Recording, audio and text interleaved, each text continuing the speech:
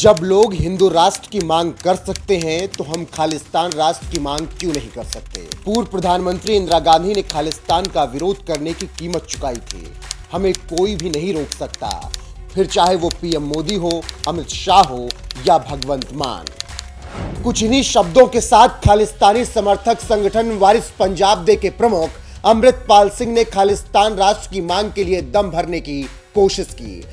हालांकि दुनिया जानती है कि खालिस्तान आंदोलन अब इतिहास बन चुका है।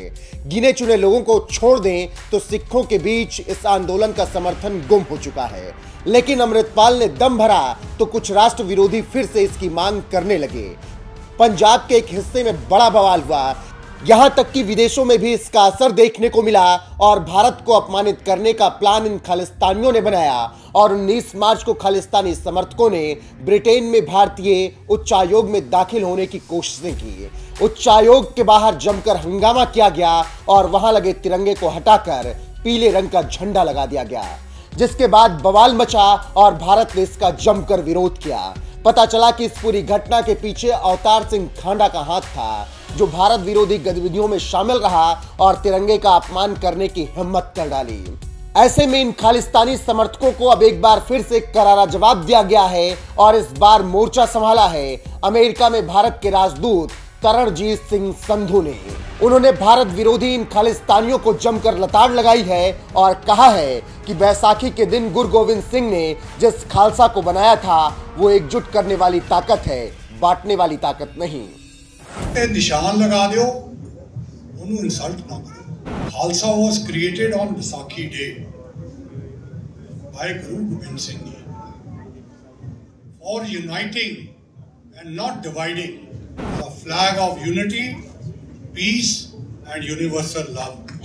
Khalsa was created on Vaisakhi day by Guru Gobind Singh ji for uniting and not dividing.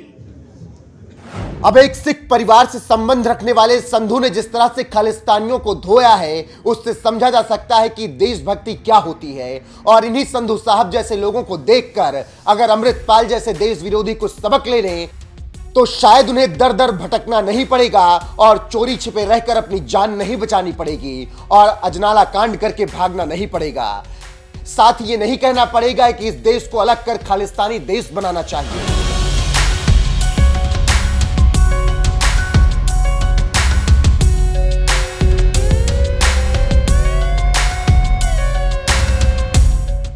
500 साल से हमारे पूर्वजों ने इस धरती पर अपना खून बहाया है।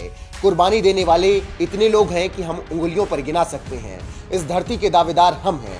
इस दावे से हमें कोई पीछे नहीं हटा सकता। ना इंदिरा हटा सकी और ना ही मोदी या अमित शाह हटा सकते हैं। दुनिया भर की फौजें आ जाएं, हम मरते मर जाएंगे लेकिन अपना दावा नहीं छोड़ेंगे। ये किस दावे का दम भर रहा है अमृतपाल सिंह, और अगर वो इस बात पर इतरा रहा है कि 500 साल से उसके पूर्वजों ने इस धरती पर अपना खून बहाया है, तो उसे ये समझ लेना चाहिए और सुन लेना चाहिए कि इस देश के आजादी में हजारों लाखों माओं ने और पिता ने अपने बेटे खोए हैं। देश ने अपना खून बहाया है, तब जाकर आजादी मिली है। बाकी गुरु गोविंद सिंह साहब ने जो खालसा बनाया था, अगर ये अमृतपाल सिंह और उसके समर्थक वो उसे बखूबी समझ लें तो ठीक रहेगा। अगर फिर भी नहीं समझ आ रहा है तो एक सिख परिवार से संबंध रखने वाले अमेरिका में भारतीय राजदूत तरणजीत सिंह संधू की बात सुन लेना चाहिए और समझ लेना चाहिए कि खालसा एकजुट करने वाली ताकत है, बांटने वाली नहीं। Flag of unity, peace and universal love. Khalsa was created on Vaisakhi day by Guru Gobind Singh ji for uniting and not dividing. ਜਿਹੜੇ ਪੰਜ ਪਿਆਰੇ ਸੀਗੇ, ਪੰਜ Khalsa, many of us may know that they came from different castes of India. ਉਹਦੇ ਵਿੱਚ ਖੱਤਰੀ ਵੀ ਸੀਗੇ, ਜੱਟ ਵੀ ਸੀਗੇ, ਘੁਮਿਆਰ ਵੀ ਸੀਗੇ, ਨਾਈ ਵੀ ਸੀਗੇ। That is the uniting force. They came from different areas of India. Punjab, UP, Gujarat, Karnataka, Odisha.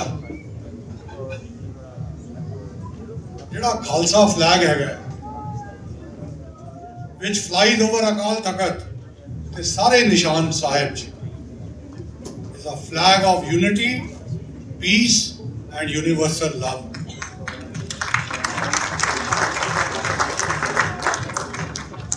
Flag te nishan laga diyo, onu insult na karo. So Sikhism is a religion of inclusion, brotherhood, love, equality and diversity. What the comptroller was talking about, diversity in Maryland. 15 ਅਪ੍ਰੈਲ ਨੂੰ ਅਸੀਂ India house 'ਚ ਇੱਕ unity ਡੇ ਮਨਾਵਾਂਗੇ ਜਿੱਥੇ 15 festivals India ਦੇ ਇਸ time 'ਚ celebrate ਹੁੰਦੇ ਨੇ. That is the kind of diversity that India has.